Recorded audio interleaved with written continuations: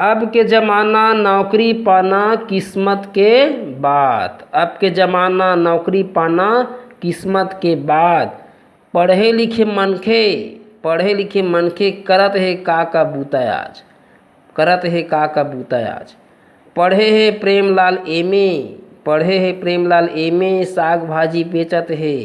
और यह एमएससी करके टिकली फुंदरी बेचत है। यह एमएससी करके टिकली फुंदरी बेचत है। एक झिल्ला देख लाख खर्च करके करे है इंजीनियर।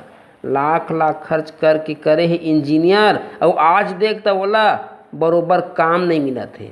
आज देख तो बोला बरोबर काम नहीं मिला थे। एक झिन भाई पढ़ लिख चलात है ठेला।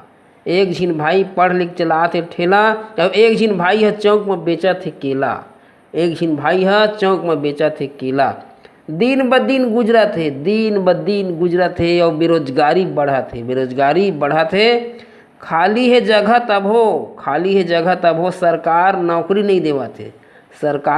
नहीं देवत है। कई झिन सो बात करे हों करे हम मुलाकात। कई झिन मन कथे भैया ये नौकरी मिलना होगे किस्मत के बाद। भैया नौकरी मिलना होगे किस्मत के बाद।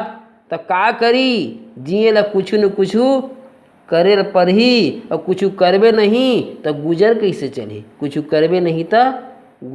चलही। तो ये हो गए भैया बेरोजगारी के बाद। नमस्कार।